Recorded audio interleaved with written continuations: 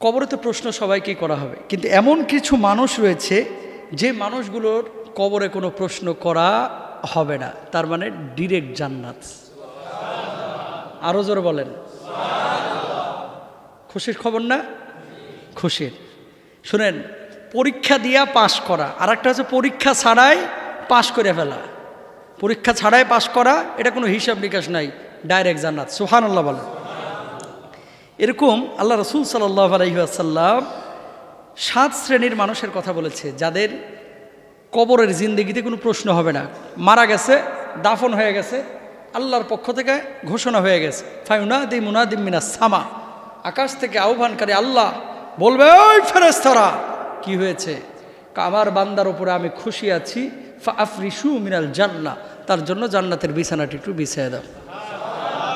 জান্নাতের বিছানা বিছিয়ে দিল। এবার বলতেছে, আল্লাহ জান্নাতের ঘরটার লেগে কত বড় দিমু? আল্লাহ সুবহানাহু ওয়া তাআলা বলবে, ওর দৃষ্টি যত দূর যায় এর জান্নাতের ঘরটা তত বড় বানায় দাও। শুনেন, দৃষ্টি তো মিনিমাম 1-1.5 কিলো যাইতে পারে যদি ফাঁকা জায়গা হয়, যায় না? দূরে যাইতে পারে। কক্সবাজার সমুদ্রে যারা গিয়েছেন, এ পাশ থেকে ওই পাশ তাকাইলে মনে হয় খালি সমুদ্রের সাথে আকাশ মিলে গেছে। একবার মনে হয় যে সমুদ্রের আকাশ চুমা দিচ্ছে, আর একবার মনে হয় আকাশ সমুদ্রের চুমা দিচ্ছে, ঠিক না? এই যে এত বিশাল বিস্তর এলাকা, আপনার দৃষ্টি যত দূর যাবে আল্লাহ বলবে যে এর জান্নাতের বাড়িটা তত বড় বানায় দে, এর ঘুম পাড়ায় দাও। সুবহানাল্লাহ। তারা কারা? দেখেন, 1 নম্বর আল্লাহ রাসূল বিশ্বনবী সাল্লাল্লাহু আলাইহি ওয়াসাল্লাম বলছেন, ইসলামী রাষ্ট্রের ভূখণ্ড বা সীমান্ত যে সমস্ত সেনারা পাহারা দেয়, এই ভূখণ্ডকে রক্ষার জন্য যারা জালেমের হাতে, আততায়ীর হাতে যারা শহীদ হয়, আল্লাহ রাব্বুল আলামিন এই মানুষগুলোকে কবরের জিন্দেগিতে কোনো প্রশ্ন করবেন না। বলুন সুবহানাল্লাহ। 2 নম্বর, ওমান মাতা ফি সাবিলিল্লাহ, যে ব্যক্তি আল্লাহ রাব্বুল আলামিনের রাস্তায় লড়াই করে শহীদ হয়েছে, বাল আহইয়াউন ইনদা রাব্বিহিম ইরযাকুন, বরং তারা জীবিত। ওয়ালা তাকুলু লিমান ইউকতালু ফি সাবিলিল্লাহ, এদেরকে তোমরা মৃত বলো না। আল্লাহর জমিনে আল্লাহর দিন কায়েমের জন্য যারা শহীদ হয়েছে, যারা কোরআনের বিধানকে কায়েমের জন্য, নবীজির সুন্নাহকে কায়েমের জন্য আল্লাহর রাস্তায় লড়াই করে জীবন দিয়ে দিয়েছে, আল্লাহ রাব্বুল আলামিন এই মানুষগুলোকে কিয়ামতের ময়দানে বিনা হিসেবে জান্নাত দিবেন। আর মৃত্যুর পরে কবরে কোনো প্রশ্ন ছাড়াই তাদের জন্য জান্নাত নির্ধারণ করে দিবেন। কয় নাম্বার গেল? 3 নাম্বার, যারা রাতে নিয়মিত সূরা মুলক পড়ে, আল্লাহ রাসূল সাল্লাল্লাহু আলাইহি ওয়াসাল্লামের সাহাবী হযরত ইবনে আব্বাস রাদিয়াল্লাহু তাআলা আনহু বলেন, এক সময় আল্লাহ রাসূল সাল্লাল্লাহু আলাইহি ওয়াসাল্লামের এক সাহাবী একটি কবরের ওপর তার তাঁবু খাটান। তিনি জানতেন না এটা একটা কবর। হঠাৎ বুঝতে পারলেন কবরে একটি লোক সূরা মুলক তেলাওয়াত করছে। সে তা পাঠ করে সমাপ্ত করলো। বিশ্বনবী সাল্লাল্লাহু আলাইহি ওয়াসাল্লামের কাছে আসলেন, হে আল্লাহর রাসূল, আমি একটা কবরের ওপরে তাঁবু খাটিয়েছিলাম, আমি জানতাম না এর নিচেই কবর আছে, কিন্তু সেখান থেকে সূরা মুলুকের শব্দ আমি পাইলাম। আল্লাহর নবী বললেন যে ওই কবরের মধ্যে যে ব্যক্তি শায়িত ছিলেন তিনি নিয়মিত সূরা মুলুক তেলাওয়াত করতেন। কেউ যদি রাত্রিকালীন সময়ে নিয়মিত সূরা মুলুক তেলাওয়াত করে, আল্লাহ রাব্বুল আলামিন এই সূরাকে তার জন্য নাজাত দানকারী বানায় দিবেন। সূরা মুলুক নিয়মিত রাত্রিবেলায় তেলাওয়াত করবেন। রাত্রিবেলায় তেলাওয়াত করে যদি এর মধ্যে মারা যান, এই সূরা মুলুক কবরের সিকিউরিটি গার্ড হয়ে যাবে। সুবহানাল্লাহ। কবরের কি গার্ড? Security guard. রাইফেল নিয়ে দাঁড়াবে। রাইফেল না, দুনিয়ার রাইফেল না। কি করবে? কবরের চতুর্দিকে সূরা মুলুকটা ঘিরে রাখবে। মন কান্না করে আসবে, বলবে কই আইছো? কয় প্রশ্ন করতে? কয় গৌরব মিয়া, কাম পাও না, এখানে আইছো কাম করতে? হ্যাঁ, কয় তুমি জানো না এই ব্যক্তি সূরা মুলুক পড়ে মারা গেছে আজকে রাত্রে? আমার নবী বলে গিয়েছিলেন, আল্লাহর পক্ষ থেকে ঘোষণা এসেছে, মুলুক পড়ে যে মারা যাবে আল্লাহ রাব্বুল আলামিন সে যদি ঈমানদার হয়ে থাকে তার কবরটাকে জান্নাতের বাগিচা বানিয়ে দিবেন। মুলুক পড়া দরকার আছে না নাই? কয়টা গেল? আজকে কি বার? জোরে বলেন। আল্লাহ রাসূল সাল্লাল্লাহু আলাইহি ওয়াসাল্লাম বলছেন, কোনো ব্যক্তি যদি শুক্রবার জুমাবারে দিনে অথবা রাত্রে মারা যায়, আল্লাহ রাব্বুল আলামিন ওই ব্যক্তিকে কবরের যাবতীয় প্রশ্ন ফিতনা থেকে রক্ষা করবেন। কোন দিন মারা গেলে? শুক্রবার, জুমাবার। সহিহ হাদিস কিন্তু এটা। জুমার দিনে অথবা জুমার রাত্রে। জুমার রাত মানে জানেন শুক্রবারের রাত না, বৃহস্পতিবারের রাত। মাশাআল্লাহ, আপনারা জানেন, আমার মুসল্লিরা অনেক ভালো, আলহামদুলিল্লাহ বলেন। জুমার রাত মানে বৃহস্পতিবার রাত, মানে আমগো বিয়ার রাত। কথা বলেন না দেখি। বৃহস্পতিবার মানে কি? কালকে সারা রাত কিন্তু ঘুমাইতে পারি নাই ভাই। আমি তো থাকি 8 তলায়, লিফটের 8 না লিফটের 7 মানে 8 তলায়। সামনের 5 তলা বিল্ডিংয়ে পুরা লাইটিং করছে। আর আগে কিন্তু গান বাজাইতো, এখন গান কিন্তু বাজায় না, খালি ঢুস ঢাস আওয়াজ হয়, ঢুস ঢাস। কথা বলেন না কেন? আগে কিন্তু গান বাজাইতো, এখন কিন্তু খালি কি যেন বাজায়, ঢুস ঢাস আওয়াজ হয়। আর ভাই এমন আওয়াজ হয় যেন নিচে ভূমিকম্প হচ্ছে। অনেক তদন্ত করে, গবেষণা করে, এমফিল করে, পিএইচডি করে সকালবেলায় আমি জিজ্ঞেস করিলাম এক চাচাকে, চাচা এখানে কি হইয়াছিল? তিনি বললেন এখানে কান ফুরানির অনুষ্ঠান হইয়াছে। বুঝেন নাই কথা? আর বিয়ার অনুষ্ঠান না, কান ফুরানির অনুষ্ঠান।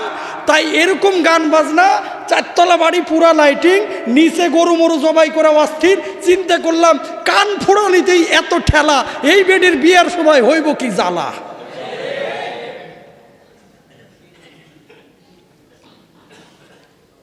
কথা ঠিক কিনা? কান ফুরানিতেই সারা রাতের ঘুম হারাম, পুরা অস্থির। তাহলে এটার যখন বিয়ে হবে, আল্লাহ এটা হেদায়েত দান করো, আমিন বলেন। বাচ্চার তো আর দোষ নাই, দোষ হচ্ছে বুড়িয়াগুলার। তোরা কে কইছে কান ফুরানিতে এত বড় আওয়াজ করতে? সারা পৃথিবীর বুকে এত আইন আছে, বাংলাদেশেও হয়তো বা আছে, বিশ্বাস করেন এই জায়গাটায় কেউ প্রয়োগ করতে পারে না। কই একদিনই তো, আরে কত মানুষ তাহাজ্জুদের নামাজ ফজর পর্যন্ত পিটাইছে, ফজর পর্যন্ত। কানের মধ্যে যে ভাইরাস হবে না, তখন আবার হুজুরের কাছে দৌড়াইবে পানি পড়ার লেগে। কথা বলেন না কেন? এখন এগুলো করবে, মানুষের মনে কষ্ট দিবে, আর হুজুরের কাছে দৌড়ে আসবে কখন? যখন ভাইরাস ঢুকবে। আল্লাহ হেদায়েত দান করুক। এই সমস্ত মুসল্লিরা, ভাইরা আমার, আপনাদের কাছে রিকোয়েস্ট, গানের যদি এত শুনতেই আপনার মন চায়, আর ঢুস ঢাস আওয়াজ যদি এতই ভালো লাগে, নিজের লুঙ্গির নিচে দিয়ে রাখেন বক্স। আল্লাহ দোহাই লাগে অন্য মানুষের কষ্ট দিয়েন না। কথা বলেন না কেন? আপনি জানেন আমার মাথায় মুগুর দিয়ে মারলেও এত কষ্ট হইতো না, সারা রাত যে কষ্টটা হয়েছে। শুধু আমার বলে না, এরকম অনেক মুরব্বী আছে যারা সহ্যই করতে পারে না, এদেরও কষ্ট হয়েছে, ঠিক কিনা? তো আপনি আর একজনের কষ্ট দিয়ে নিজে ঢুস ঢাস কি কয়? এটা ডিজে না কি মনে হয় কয়? হ্যাঁ ডিজে। কোনো গান নাই কিন্তু, খালি দেখছি যে ঢুস ঢাস আরে চলতেছে, কোনো গান নাই। আস্তাগফিরুল্লাহ, আস্তাগফিরুল্লাহ। কোথায় যাচ্ছে মুসলমান? যে জুমার রাত্রে মৃত্যুবরণ করলে কবর আযাব মাফ, সওয়াল জবাব মাফ। এই জুমার রাত্রে তুমি ঢুস ঢাস আর ডিজে করলা, তোমার মৃত্যু ওই ডিজের সাথেই যেন হয়ে থাকে। আল্লাহ হেদায়েত দান করুক। এই রাত্রে যদি আপনারা বিয়ে শাদিও কেউ করেন, আরেকজনের কষ্ট দেন না প্লিজ, দোহাই লাগে, হাতটা জোর করে বলি। আপনার না হলে কাম নাই, আজাইরা বসে থাকেন, অনেকের কাম আছে, অনেকে রাত্রে তাহাজ্জুদের নামাজে আল্লাহর কাছে হাত তুলে, বিশ্বাস করেন হাতটা তুলে অনেকে কান্নাকাটি করতেছে, আর তুমি ঢুস ঢাস করতেছো, চোখের পানি প্রত্যেকটা অভিশাপ হয়ে পড়বে। কষ্ট দিয়েন না ভাই।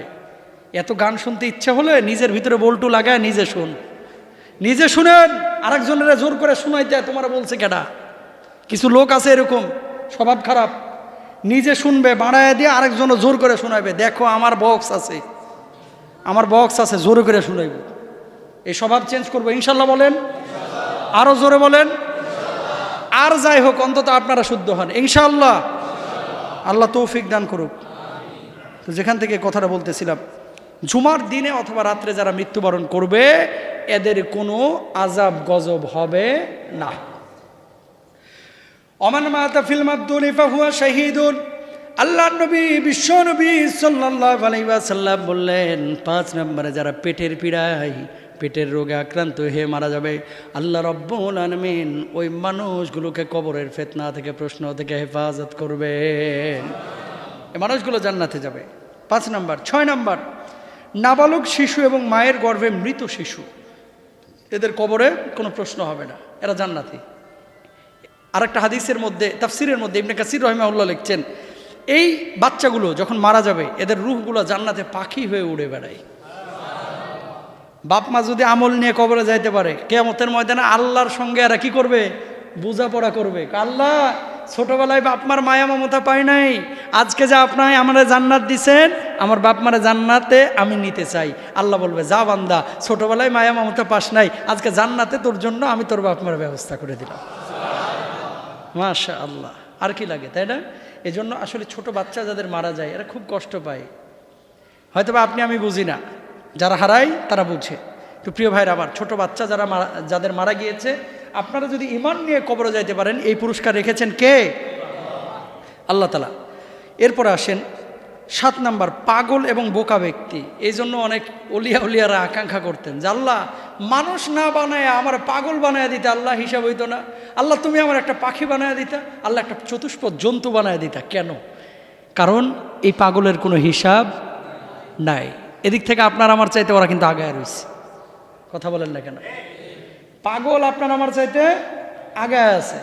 মানুষ যাদের সুস্থ মস্তিষ্কের নিয়ামত আল্লাহ তাআলা দিয়েছেন, এদেরকে যেমন জিজ্ঞাসাও করা হবে, হিসাব নিকাশও হবে, এদের প্রতিদানও হবে অনেক বড়। কিন্তু এই পাগল, তারপরে আপনার বোকা, কিছু বোকা ব্যক্তি আছে না, পাগল না কিন্তু দুনিয়ার কোনো তালি নাই ওর। ধরেন বলছেন যে তুই একটু ফ্যান্টাসির ওখানে যা তো, এই জিনিসটা নিয়ে হাঁটতে হাঁটতে গেছে উত্তরা 10 নম্বর। আছে না এরকম? খালি ভুলে যায়, মন ভোলা বোকা ব্যক্তি, এদের কোনো কি হবে না? হিসাব হবে না। আলহামদুলিল্লাহ বলেন। তো এই মানুষগুলো হচ্ছে যাদের কোনো কবরের মধ্যে হিসাব নিকাশ হবে না। প্রিয় ভাইরা আমার,